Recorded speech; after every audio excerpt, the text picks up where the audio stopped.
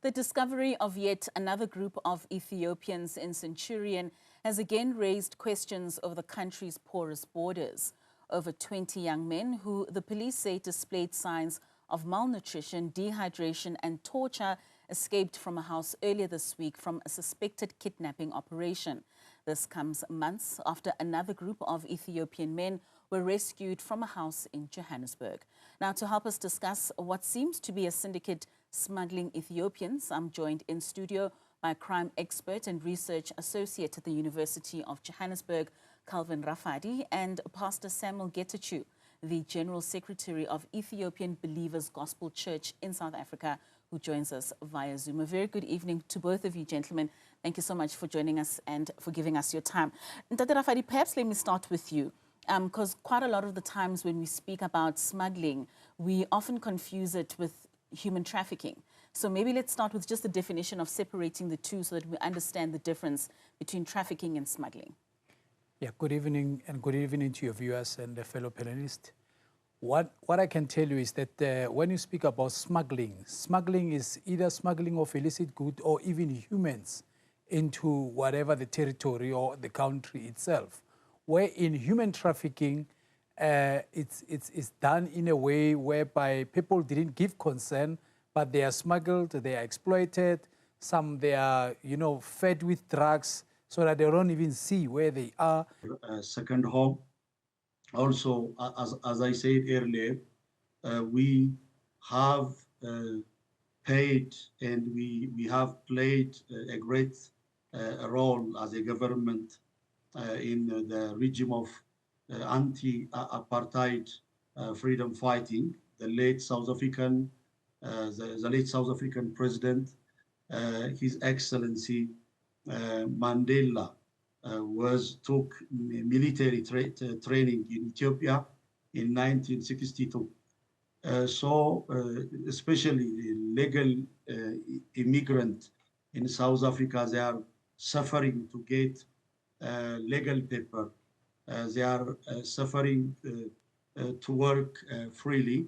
So I would like to ask the government to see this situation deeply, because they couldn't get proper documentation in immigration. There is a bureaucracy in the area of immigration, so they are struggling to get proper documentation to work and study in South Africa. But as I said earlier, as a religious person and as a community member, we don't encourage and accept illegality in any base. Mr. Rafadi, I just want to touch on some of the points that Pastor has raised, and maybe you can just tell us the sentiments, especially of South Africans, when they hear other countries saying, we are hard workers, we helped you during the time of apartheid, we are unable to get documentation legally into South Africa. We are running away from some of the atrocities that are happening in our own countries. Therefore, try to accommodate us. What's the feeling among South Africans along those lines? Yeah, like I said in the beginning, that everybody is welcomed as long as they get proper documentation. And even though some of the countries, we get people with very rare skill, they are welcome to, come to the country and work and transfer their skill. The issue that many South Africans are having on the ground is that a lot of illegal immigrants, they commit certain horrific crimes. And there are many countries where they originate from. Even when they are this side, they establish networks which are of big syndicates that, white-collar crime, violent crime. It depends which country. I'm not only speaking about Ethiopia, but many other countries.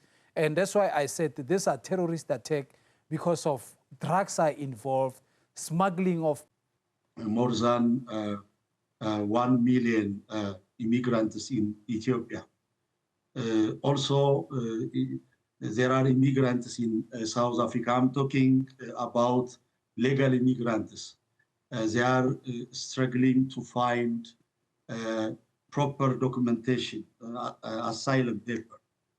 So I would like to ask the government to see the situation in exceptional way. In terms of church, we gave awareness to not participate in criminal activity and to avoid to participating in human trafficking, because human trafficking is not good in different aspect, in terms of security.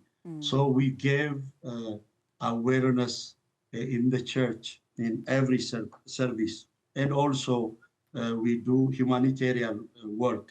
The last 18 years, we donate what we have to those who in need of our help. Because South Africa is our second home, we do have great respect and love